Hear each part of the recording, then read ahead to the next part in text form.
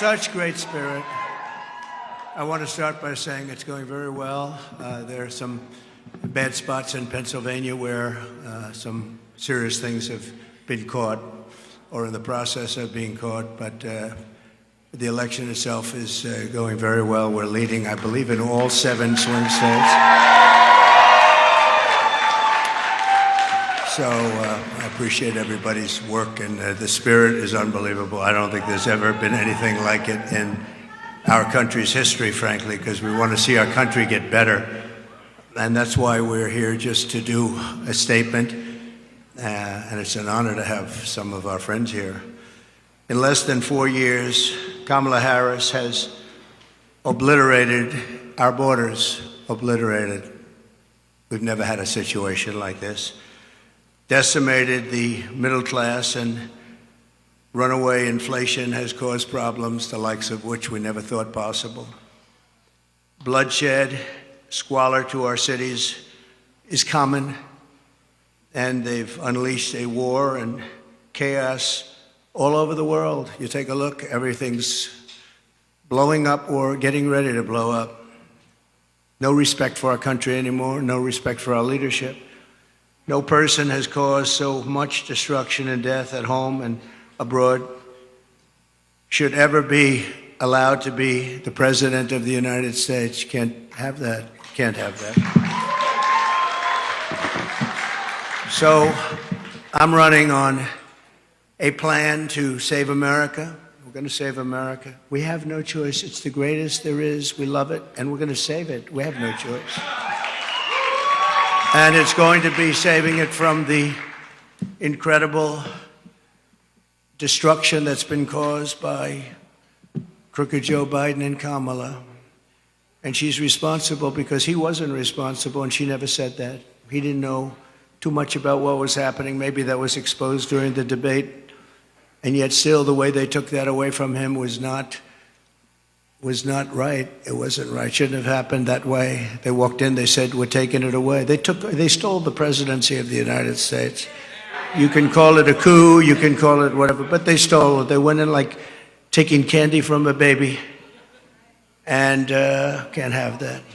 And she's running on a campaign of demoralization and really a campaign of destruction. But really, perhaps more than anything else, it's a campaign of hate. It's a campaign of absolute hate. And, you know, I said yesterday that she's a vessel. She is a vessel. It's a very big, powerful party with smart people. I have to be smart. But it's vicious. They're vicious, and they're perhaps even trying to destroy our country. Because who would want open borders where millions of people can flow in from prisons and from gangs, the worst gang members anywhere in the world? Who would want this for our country? Who would want all of these transgender operations all over the place, like at will? Even if you're in detention, I want a transgender. These are things she stood for. Who wants to defund the police? She's wanted her whole career to defund the police. She only changed recently. She changed on 15 different items. Fracking. She was against fracking at the highest level. Wouldn't even think about it. Now all of a sudden, oh, I'd like fracking very much. But they change after the election in about 2 minutes, and I think Pennsylvania understands that. After 2 assassination attempts in just over 3 months, her lies and her slanders are very shameful and really inexcusable. And I can say that if I were president and somebody was being threatened, openly threatened like they've threatened me, I would say, if you do that, even if this was an opponent who I disliked, if you do that, we will obliterate your entire country, and it would all stop. But they wouldn't make that statement. They won't make that statement. And essentially, that statement has been made by other presidents, even concerning their opponents, as you know. Today, we're going to talk about the real character of Kamala, and a person who has no remorse for the anguish she's inflicted upon families all across America, on the contrary, I have to tell you, Kamala intends to conflict and keep this misery going, and she's going to keep it going as long as she can, because that's the only way she can get elected. She's going out and only criticizing, talking about Hitler and Nazi, and because her record's horrible.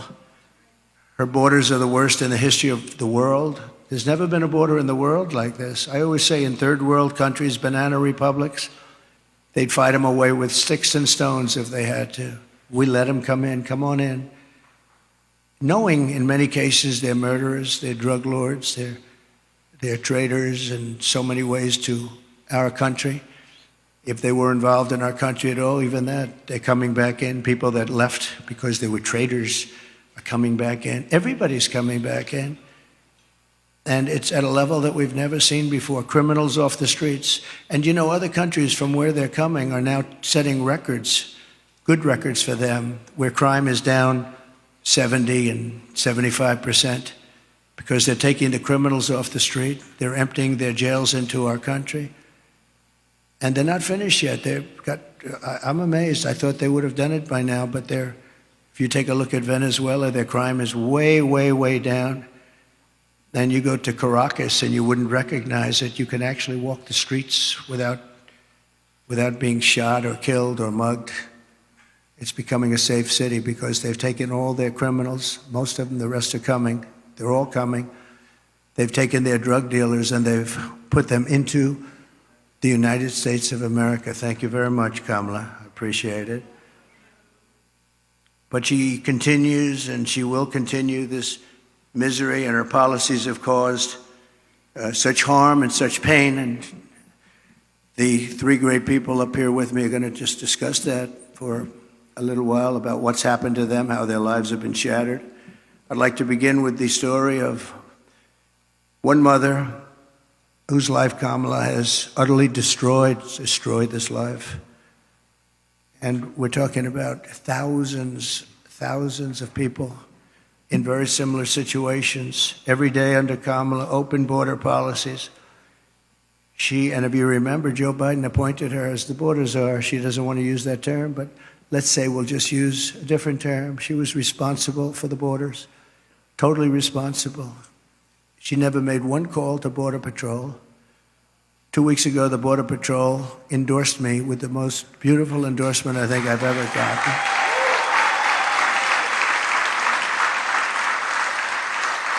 And in all fairness, they've endorsed me every single year, but they've endorsed me again, and they endorsing me, saying I was the best president we've ever had and the best president by far on the border. They said that, and this is not easy for them to say, they said that she was easily the worst person ever to work with them on the border, most incompetent, the least caring. Think of it. Not one call in almost 4 years was made to Border Patrol, like, how are we doing? I used to call all the time. I'd say, how are we doing, fellas? How's it going? Is it going well? And they're great people, men and women, Border Patrol, great people. They want to do their job. She didn't call them once. She released the two men who murdered this woman's very precious daughter. Everything you need to know about what happened, and the character of Kamala Harris, you'll know from just watching this video. We had it done yesterday. It's very, very quick, very easy to do, but it was very heartbreaking. We showed it in a room full of people, and everybody was crying. Some pretty tough people were crying. Please take a look.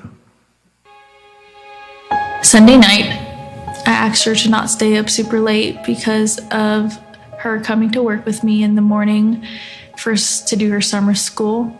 She said, okay. I told her good night and I love you. I went to bed, not realizing that that was going to be the last time I saw her. We're best friends. Yeah. We're going to shake it again. I woke up to notice she wasn't in her bed. I'm in my heart trying not to lose my mind because I don't know where she is. I finally remembered her phone had a location on, and her phone was pinging just 2 minutes down the road, right behind the skate park. I start driving to the direction the phone was being pinged at, and I see a couple cop cars with lights on. I see yellow tape, and immediately my heart drops and sinks to the bottom of my stomach. My daughter's hands and ankles were both bound. She was strangled to death, left with no pants. And I know in my heart, she fought incredibly hard. She was not going down without a fight. We begin with two men we're learning are charged with capital murder tonight, accused of killing a 12-year-old girl. Police say these men strangled her before dumping her into that creek. Both men were in the country illegally. Apprehended, then released by Border Patrol less than 3 weeks before Jocelyn's death. The men accused of killing Jocelyn Nungare are affiliated with the gang known for brutal violence. Kamala Harris was in charge of immigration in our borders. If we had better border policies and not open borders and not these catch and release policies, I truly believe this all could have been prevented. Under her being vice president of this country, my daughter's life was ripped away from her. She had her entire life ahead of her. Happy birthday, dear Jocelyn. My daughter is 6 feet in the ground based off of policies that she allowed to keep. Kamala Harris did have one job, and she not only failed, not me, she failed my daughter. She failed Jocelyn. You know, she was only 12. President Trump reached out, gave me his sincerest condolences as not a former president, but just as a father, someone who cares. I believe Donald Trump needs to be back in office. I can at least know that my next child will be safe in this country.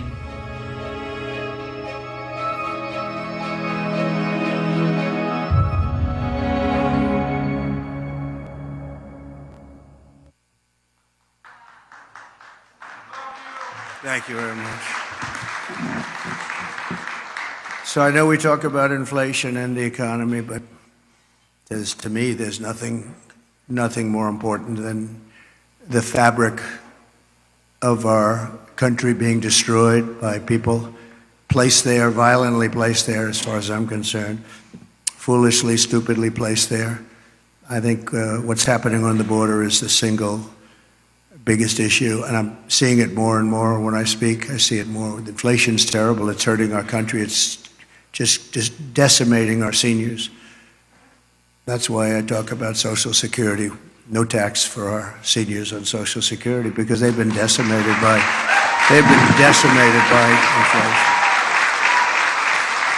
But what Kamala did to Jocelyn and her family is the most heartless and cold-blooded betrayal imaginable.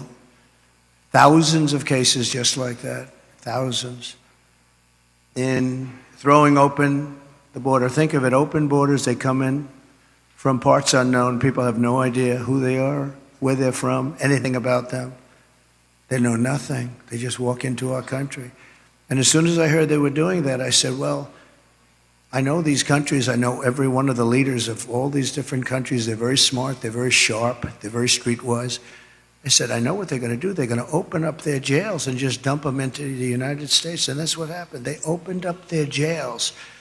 And some of the most ruthless killers in the world are now roaming our fields and our streets all over the United States. I knew that was going to happen, and I would do the same thing if I were running one of those many countries that we're talking about, and not just the 3 or 4 that we constantly mention that are near us, all over South America, all over the Middle East, all over Asia, all over Europe, all over Africa. Tremendous numbers of people are coming out of Africa, and they're coming from all over the world. They're dumping them at our border, pushing them across the line, and say, don't ever come back. If you come back, we're going to kill you. And we're stuck with them. But we're not going to be stuck with them for long. So Kamala violated her oath. She desecrated our laws, and she got innocent girls like Jocelyn tortured and killed. Anyone who knowingly sets loose these monsters into our country has absolutely no right to be running for office, let alone the office of president. No right. So here today is another great person, an American mom, Tammy Nobles. 2 years ago, Tammy's 20-year-old daughter, Kayla Hamilton, who had an autism diagnosis, was found raped, tied up and strangled to death with a telephone cord in her home. Kayla's murderer was an illegal alien, MS-13 gang member, among the most vicious gangs anywhere in the world. I took him out by the thousands thanks to ICE. We're going to protect ICE. Kamala wanted to defund ICE. If we didn't have ICE, we'd never get anybody out. They're tough and they're smart and they love our country. But an MS-13 gang member who was apprehended by Border Patrol, but under the policy of our border czar, Kamala, he was released into the United States to kill. Tammy, please come up and say a few words, please. Thank you. Please.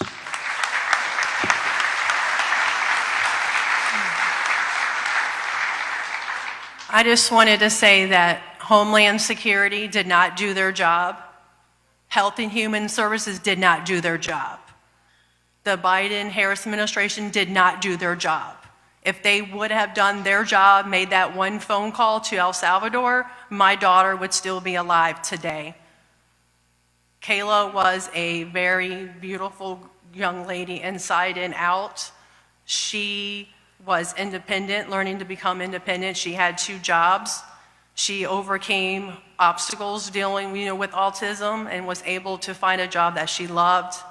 She loved animals, especially her cat Oreo, and she cared about the homeless. She loved God and she loved going to church. And her life was just ripped from her 3 days after she celebrated her 20th birthday. Thank you for having me here today.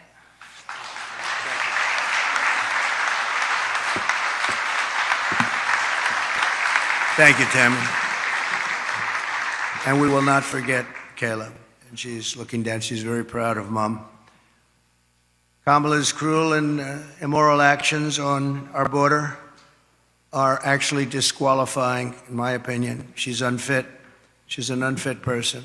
And she knows this is going on. She never called anybody, including the 13 soldiers that were so needlessly killed in Afghanistan with that horrible moment in time where our country was just lost all respect from the whole world when they saw that. That's one of the reasons that Putin went in. He would have never gone in, ever. He wouldn't have gone in. If I were president, he would have never gone in. I ended his pipeline in Europe, no problem. And what happened? Biden comes in, he proves it right away, but he kills the Keystone Pipeline. Putin never would have come in. And he didn't, by the way, for 4 years. There was never a threat that he was going to do that. But he saw weakness, and I think a lot of it was seen in that horrible period of time. She is also aiding and abetting the cartels, allowing vast quantities of deadly drugs to pour unchecked into our country. And remember this, they now have an app. You call the app and you bring whatever you want, you bring them over, they'll tell you exactly. Can you believe it? They have an app. And they have airplanes, big, beautiful Boeing airplanes flying back and forth over our border. They were saying, where are those planes coming from? Where are they going? They were loaded up with migrants. They're dropping them out in the Midwest. They're dropping them all over the place. And I will tell you, if you look at Aurora in Colorado or in Springfield in Ohio they dropped 32,000 illegal aliens. They tried to give them legal terminology, but it's not. Illegal aliens, 32,000 into a 50,000 person town, beautiful town, no problems. And now they don't know what to do. And they want to be nice, and the mayor wants to be nice. his big thing is to get interpreters because they don't speak English. It's very hard to get interpreters. And he's trying to get interpreters. But in the meantime, they're taking up the hospital. So when people from Springfield would routinely be able to check with a doctor, go to a hospital, they're unable to get in, they're packed. The whole town has changed. And this is happening all over our country. Aurora probably is an even worse situation because you have the meanest, worst gang from Venezuela in the world, probably, maybe as bad or worse than MS-13. And they've literally taken over the town. They've taken over large sections of the town. They've gone into the real estate business. They've taken over apartment complex. They took over a number of complexes where the people are paying them rent. They've become the landlord. Isn't that nice? And they're rough, tough people, and they have the latest weapons. They have military quality weapons, and everyone's saying, where did they get them? We got to get them out of here. We're going to get them out fast. We're going to get them out fast. So today, I'm announcing that for the first time under my administration, we will be seizing the assets of the criminal gangs and drug cartels. And we will use those assets to create a compensation fund to provide restitution for the victims of migrant crime, and the government will help in the restoration. The government will help in the restitution, but something has to be done, and we're gonna get it done. Kamala has also caused untold misery through her destruction of our economy. Our economy is not, this is just, it's like a fake economy. Some of the best people on Wall Street are saying the economy is only good because they think, I don't want to say this because other people have said it. It's not me saying it, but they think Trump is going to get elected. That's the only reason our economy is good. That's the only reason the stock market is up. Scott is here, I think, someplace, and he's one of the most respected people on Wall Street. He's actually made a very big point of it, that the stock market is only doing well because of the fact that they think Trump is going to win the election. So we'll see. But Kamala cast the deciding votes that caused the worst inflation in our lifetime. Maybe the worst inflation we've ever had, because I don't think I know for a fact they're not adding all of the numbers. If they did, I think it's the worst inflation probably in the lifetime of the country. And it's costing typical American families over $30,000. Nearly half of Americans now say they're broke. Think of that. Half of Americans are saying they're broke. They have no money.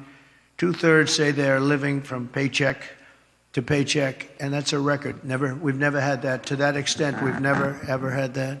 Millions of Americans are lying awake at night, worried about how they'll pay their bills because Kamala wrecked their family finances, and she's done that. She's done nothing good. They have done nothing good. And I speak of Kamala, but it's partially Joe, but Joe's out of it, Joe's sort of out of it. She's been out of it for a long time. Now she wants to raise taxes for the typical family by $3,000 a year. She's got no empathy for the hardworking Americans whose dreams she's killed, and said recently that there is not one thing that she would do differently from Biden. That's only because she choked. I'm sure she could have come up with a couple of things if she really thought about it, because there's been so much destruction caused by the Biden administration. One of the things that people don't talk about, and the news never talks about, they don't talk about, as an example, Afghanistan, but this is something that's incredible, because when you think of the numbers, 325,000 children are missing, dead, sex slaves, or slaves. 325,000 children who came in through the open border are now missing. Many of them are dead, and nobody talks about it. I said, this must be a mistake. This can't be possible. When I read it, I said, this can't be. You're talking about take your largest stadium and fill it up many times. That's what the kind of numbers are. Here today is Michael Copy, a small business owner who runs a dry cleaner and is struggling to get by because of what Kamala has done to his business. They've destroyed small businesses in this country. Michael, please.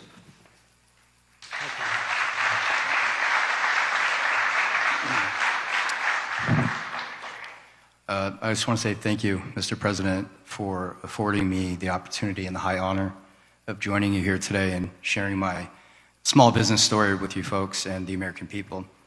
So it's a chain of eco-friendly dry cleaners throughout the Tri-County here in West Palm.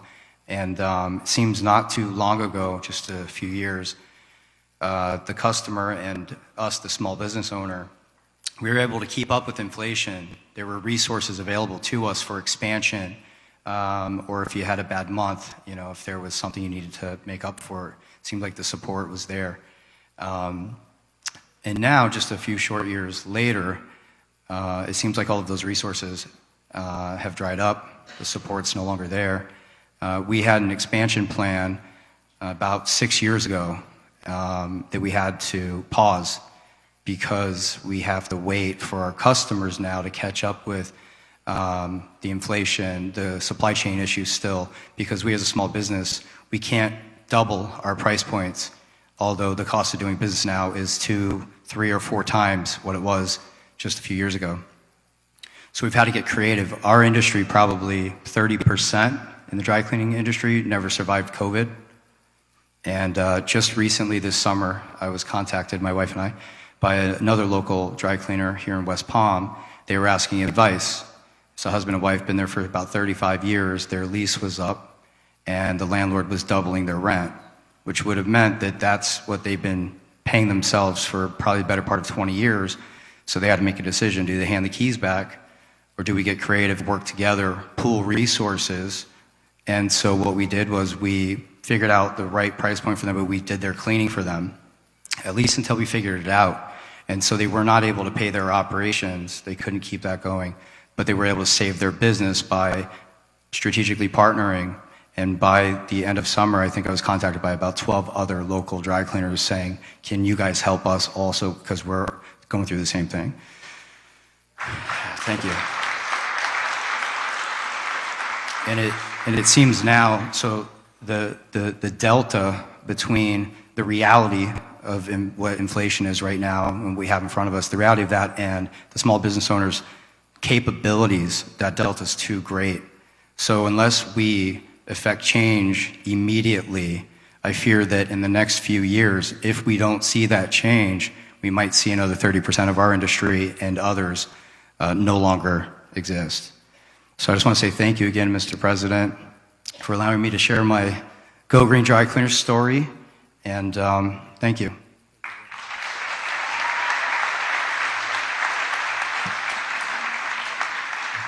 Thank you very much. We really helped a lot of people during the prime time of the China virus, and we helped a lot of people, and we did it intelligently. Then when they took over, they just threw money around like it was dirt. And as you know, the recent monster hurricane, Helene, just wiped out so much. If you look at the different states, North Carolina, Georgia, Alabama, South Carolina, Florida, Tennessee, it was just devastating. And the response was the worst since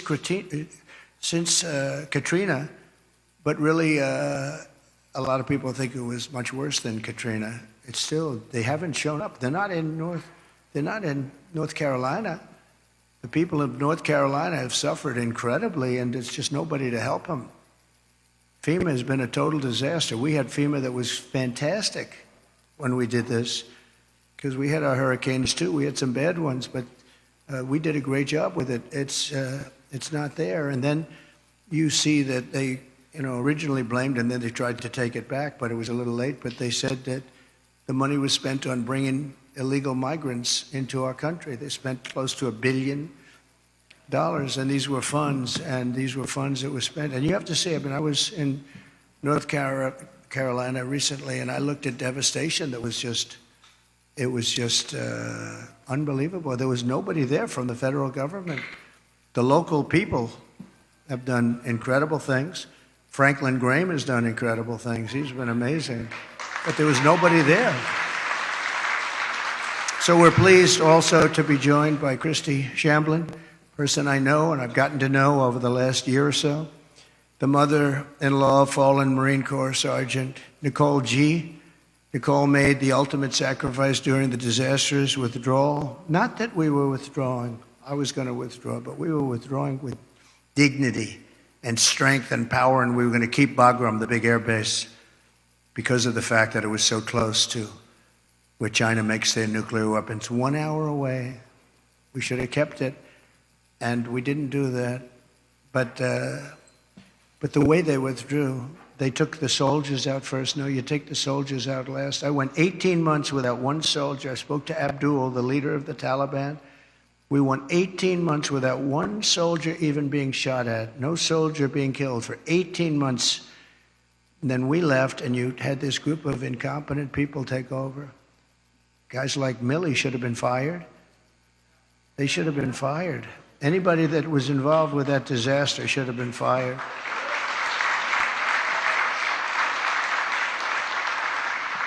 She was one of 13 U.S. service members who lost their lives. Kamala said she was the last person in the room, that Kamala was the last person in the room. She was involved in everything. She takes credit for that. She was involved in everything. That means she was involved in disaster after disaster, because nothing good has happened with this administration, except that our country has gone to almost a third world status. With Biden, when Biden made a decision, she said she was there. Oh, she was there.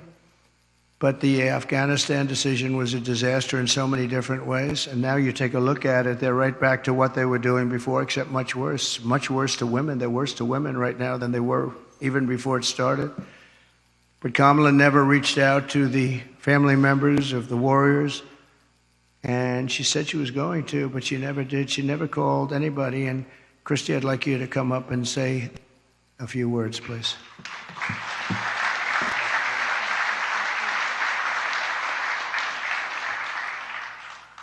Hi, good afternoon, good morning. My name is Christy Shamblin, and my daughter-in-law was Sergeant Nicole Leanne G., and she was killed in the botched Afghanistan exit at Abbey Gate. She was the cornerstone of a very large family. And instead of planning family gatherings and holiday meals and Christmases and baby showers, our family and thousands of other families plan outings at funeral grave sites, and that is where we as a family celebrate my daughter-in-law at Arlington National Cemetery, because she is in the ground. Her story isn't unique to our family, she's just ours. There are thousands and thousands and thousands of wounded veterans who came home from that war, who need our help and who are ignored by our current administration. President Trump demonstrates peace through strength. I know what he told the Taliban when he was negotiating with them, because I've made it my business to know. And what he said to them when he was negotiating with the Taliban, he said, "I will kill you if you harm one hair on one head of an American."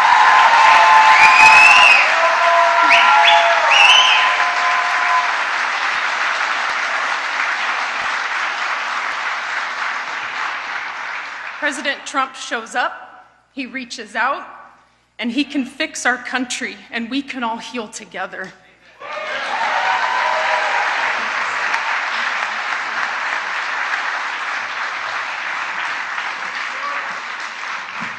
Thank you very much. It's so sad. So many cases like this. Nobody should have died. First of all, when they left, the soldiers should have been there. They shouldn't have been home watching, except for a small group, and many of them got killed, and large numbers. Nobody ever mentions the arms, the legs missing, gone, the face just obliterated. Nobody talks about them. I talk about them all the time. But I want to thank you, Christy, and we'll carry Nicole's memory in our hearts forever. The full consequences of Kamala's 4-year reign are almost too terrible to discuss or contemplate. We're coming to the end of a great campaign. I think we've had a great campaign.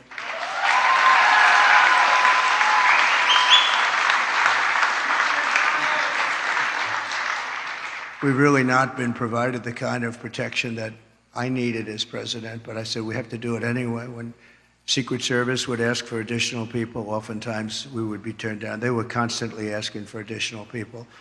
And I found Secret Service to be very brave. When I was hit and went down, they were right on top of me within seconds. I tell you what, those bullets were flying right over my head. I heard them. And these guys were right. I don't know how they didn't get hit, actually, but they were right there. You take a look at the video. One thing we would say, the video is there for people to see, but they were never given the kind of help that they requested because our rallies were massively large and they needed more people, and they were always fighting for more people, and it was never given to them. Now they're being given, I hope, what they need, but that was a constant fight. They'd come to me and they'd say, you guys don't want to give us the people. And yet Biden was covered and they'd have like 2 people show up. But Kamala is grossly incompetent, a total train wreck who has destroyed everything in her path. She's destroyed everything. She left 21 million aliens pour across our country, and then she, maybe in a short while, has to go home and she'll get herself a job someplace, who knows. But think about it, and she can look at the carnage, and she can look at all the people that have been killed. And you haven't seen anything yet because they've just started. They're just getting comfortable in our country. These are very tough people. These criminals make our criminals look like nice people. And she let the more than 13,000 convicted illegal aliens, nobody would have let these people into our country.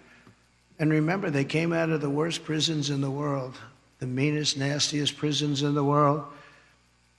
And when she says that she wouldn't do anything different, does that mean that she would have let 325,000 migrant children probably die, most of them, many of them, but at a minimum they're slaves or they're sex slaves? And they're all over the country. Does that mean that she wouldn't have changed that? Does that mean that she wouldn't have changed so many of the other things that led to so much death and destruction and even financial destruction of our country itself? We could end up in a depression because of what she's left with us. They are the worst combination president, vice president in the history of our country. And I often say Jimmy Carter's a happy man because his administration, by comparison, was totally brilliant. It was brilliant. After Kamala endorsed defunding the police, she bailed out rioters, looters, and murderers, took them right out of jail during the violent crimes in the United States. Remember, that was in Minnesota. Minneapolis was burning down. It was burning to the ground. I watched the CNN announcer say, this is a friendly group of people. And over his shoulder, the entire skyline was burning. I've never seen it. But that's the fake news. But violent crime in the United States is up 37%. All of these different crimes are up anywhere from 37 to 105% over a very short period of time. And it's almost like nobody even cares about it. Very simply, Kamala Harris is not fit to be your president. We can't have it happen. We can't have it happen. We're going to make this country strong again. We're going to make it great again. We're going to be respected again.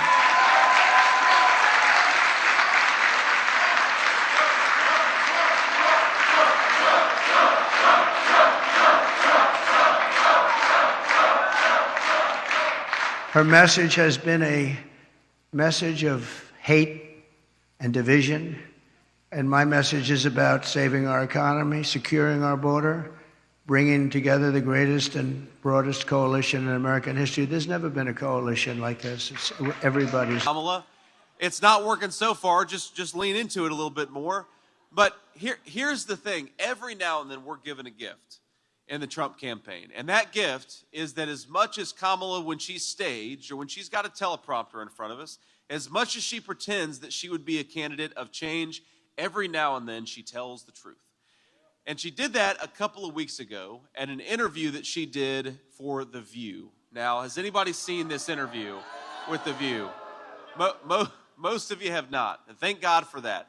Now, see, you will never hear me complain about being your vice presidential nominee. It's the honor of my life to get to go around and ask for you all to make me your next vice president. The coolest thing in the world. I'm thrilled about it. But here's the one thing that I'll complain about. Sometimes I watch Kamala Harris on The View so that you don't have to. That is the life of service that I've chosen, is I will watch Kamala Harris on The View to protect you fine people from having to do that.